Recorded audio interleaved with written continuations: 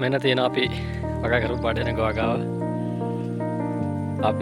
අපි වෙන ඕන කාරණා ඔක්කොම පිළිවෙලට කරා. ඒ කියන්නේ සීසෑම, බඩේරඟ සිටවීම, පරතරය, පේලි, ක්‍රමවේදය, හොර යෙදීම, වල් පාලනය හැමදේම ශාකයේ අවශ්‍ය පරිදි හොයලා බලලා අපි සිද්ධ කරා. නමුත් අපි දන්නවා සබාදහමේ යම් සිදුවීමක් සිද්ධ වුණා, වර්ෂාව වැඩි වුණා, සුළං වැඩි වුණා.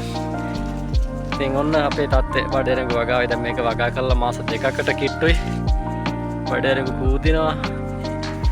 සමහර බඩේරඟ ශාක ඔන්න අපිට පේන්නේ නැති මේ මඩ ඉරෙනවා.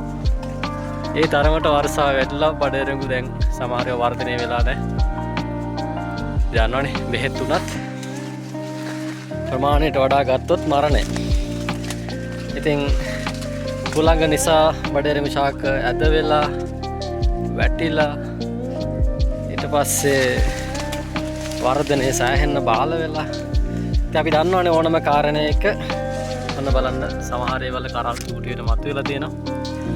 ඉතින් අපි හිතපු විදිහේ නම් අස්සන්නක් අපිට කවදාවත් බලාපොරොත්තු වෙන්න බෑ. මොකද අපි දන්නවා ඕනම කාරණාවකට සියල්ල හරිම ක්‍රමවේදයකට ගැලපුණොත් විතරයි එහි අස්සන්න අපිට හම්බ වෙන්නේ. අපේ පැත්තෙන් වෙන්න ඕන කාරණා අපි හැමදේම හරියට ක්‍රමවේදයට කළා වුණොත්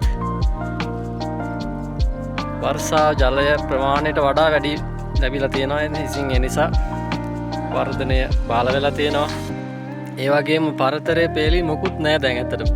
ඔක්කොම එකට හා වෙලා ඇද වෙලා එහෙම දෙයක් වෙලා තියෙනවා. ඉතින් ඒ නිසා අපි බලාපොරොත්තු වෙච්ච තරමට වඩා ආදායමක් ලැබෙන්නේ නැති වෙයි කියලා තමයි අපි විශ්වාස කරන්නේ. හරිය 8ක් විතර ආදායමක් ලැබෙයි කියලා තමයි අපි විශ්වාස කරන්නේ.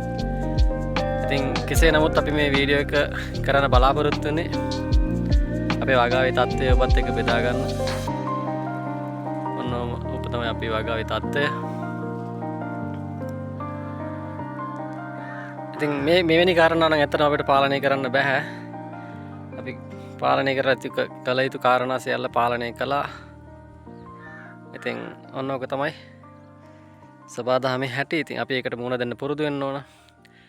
මේ බඩේරඟ වගාවේ තත්ත්වය ඒ කියන්නේ කරල් හදුනහම සහ අස්සනු නෙලීම අස්සන්නේ කොච්චර ප්‍රමාණයක් තිබුණාද, අපි බලාපොරොත්තු වෙච්ච ප්‍රමාණය කොච්චරද, සහ එහි ගියපු වියදම සීසෑමේ ඉඳලා මේ වගාව සම්පූර්ණයෙන්ම සිද්ධ කරලා ඉවර වුණාම අපිට කොච්චර වියදමක් ගියාද, කොච්චර ලාභයක් ආවද කියන එක පිළිබඳව විස්තරයක් ඔබත් එක්ක බෙදා ගන්න බලාපොරොත්තු වෙනවා. ඒ කියන්නේ බඩේරඟ වගාවක් අලුතෙන් කරන්න ඉන්න කෙනෙක් හිතාගෙන ඉන්න කෙනෙක් ඉන්නවා නම් සම්පූර්ණ දැනුම මුල සිට අගට කොච්චර මුදලක් එක්ක මේ වැඩේට බහින්න ඕනද කියන එක පිළිබඳව ලොකු අදහසක් දෙන්න බලාපොරොත්තු වෙනවා. ඒ නිසා දැන් රැඳෙන්න දිගටම Theory of Everything YouTube channel එකත් එක්ක සියලු දෙනාට සුබ දවසක්.